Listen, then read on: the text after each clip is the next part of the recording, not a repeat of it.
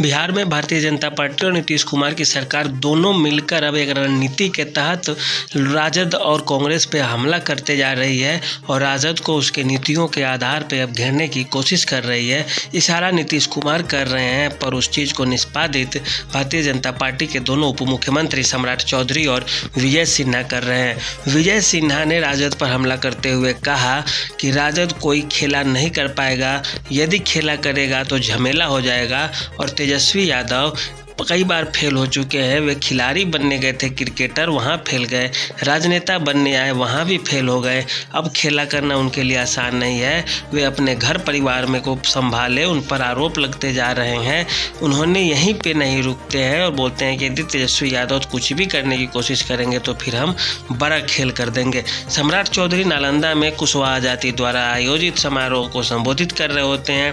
बोलते हैं कि लालू यादव के लिए आरक्षण का मतलब है अपने परिवार के लोगों को आरक्षण का फ़ायदा देना, दूसरे जाति के लोगों से उनको कोई मतलब नहीं होता है।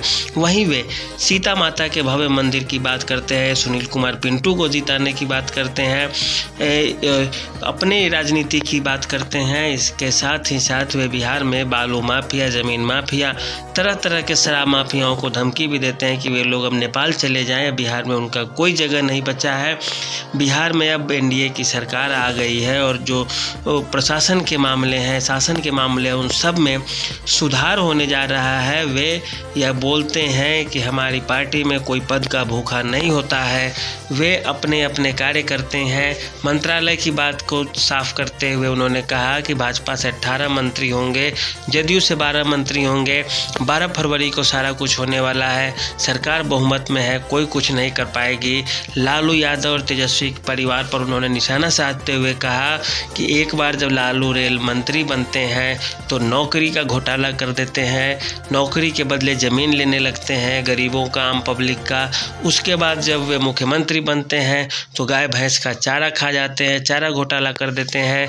परिवारवाद की राजनीति का आरोप भारतीय जनता पार्टी के उप मुख्यमंत्री सम्राट चौधरी के द्वारा लगाया जाता है और इससे राजद अपने ऊपर एक बुरे तरीके से लेगी कि देखिए हमारा जो हमला था मुख्य नीतीश कुमार से था, क्योंकि नीतीश कुमार ने एनडीए छोड़ा है और नीतीश कुमार जैसे एनडीए छोड़ के भाजपा में आते हैं तो अब जो लालू परिवार के ऊपर है जो हमला कर रही है वह भारतीय जनता पार्टी के नेता कर रही हैं और ये मोर्चा जिसने संभाला है वह विजय सिन्हा और सम्राट चौधरी है। अब यह बात लालू परिवार को काफ़ी अखरने लगेगी कि देखिए हमारे दोस्त को दुश्मन बनाकर हम पे हमला किए जा रही है। और जो तीसरी बात है, भारतीय जनता पार्टी अब जो अध्यक्ष का पद है अवध बिहारी चौधरी के पास है, जो राजद कोटे से है, उस पर इस्तीफा देने के लिए राजद के तरफ अब दबाव डाला जाएगा कि आप किसी तरह जल्दी जल्दी पद छोड़िए। विजय सिन्हा ने खुद भी कहा कि हम जब थे तो हमने तुरंत इस्तीफा दे दिया था जैसे ही हमारा गठबंधन से नाता टूटता है।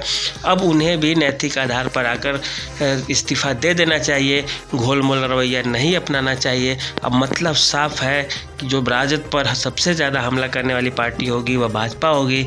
नीतीश कुमार पीछे से इशारा कर रहे होंगे और कांग्रेस इसी बीच अपने सभी विधायकों को, 19 विधायकों को हैदराबाद में शिफ्ट कर चुकी है। हो सकता है पार्टी को इधर से उधर तोड़ मरोड़ की कोशिश की जाए।